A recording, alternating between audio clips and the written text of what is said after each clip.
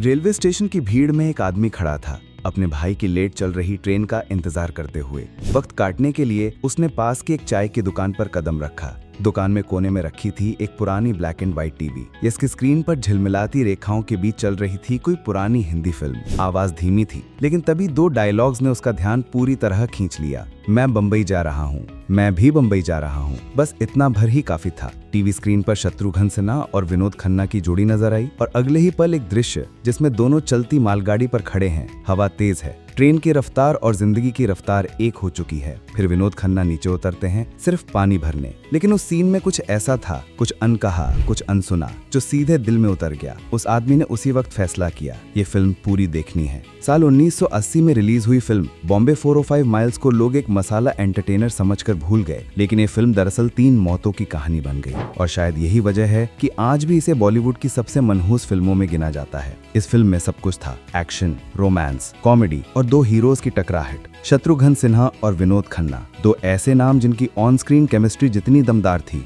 उनके बीच का ego clash उतना ही जहरीला। इस फिल्म में जबरदस्त एक्शन सीक्वेंस थे, चलती मालगाड़ी पर फाइट, बाइक चेज, बम धमाके, लेकिन अधिकतर सीन विनोद खन्ना और शत्रुघ्न सिन्हा के डुप्लीकेट्स ने किए। और वहीं क्लाइमैक्स में हुआ वो हादसा जिसमें पूरी यूनिट को झंझोड़ दिया। कमालिस्तान स्टूडियो में फिल्माया जा रहा था फाइनल एक्शन सीन। डायनामाइट, असली आग, स्टंट्स, सब कुछ सेट पर था और स्टंट कोऑर्डिनेट कर रहे थे MB शेट्टी। जी हाँ, रोहित शेट्टी के पिता। प्लान ये था, कैमरामैन को इशारा, मंसूर नाम के स्टंटमैन को जंप करना था, फिर ब्लास्ट होना था। लेकिन भीड़ की वजह से प्लेसमेंट बदल गई। MB शेट्टी ने इशारा किया, पर कैमरामैन की जगह ब्लास्ट ऑपरेटर खड़ा था और एक पल में आग की लपटों में घिर गया मंसूर। वो चिल्लाया नहीं, बस झुलस गया और कुछ मिनटों में दम तोड़ दिया। गिल्ट जिसने एक लेजेंड को तोड़ दिया। MB शेट्टी ये हादसा बर्दाश्त नहीं कर पाए। उन्होंने किसी से कुछ नहीं कहा, बस शराब पीने लगे। रोज रात उन्हें मंसूर का जला हुआ चेहरा दिखता था। कहते हैं अगले 2 सालों तक उन्होंने कोई फिल्म नहीं की और फिर 1982 में उन्होंने दुनिया को अलविदा कह दिया।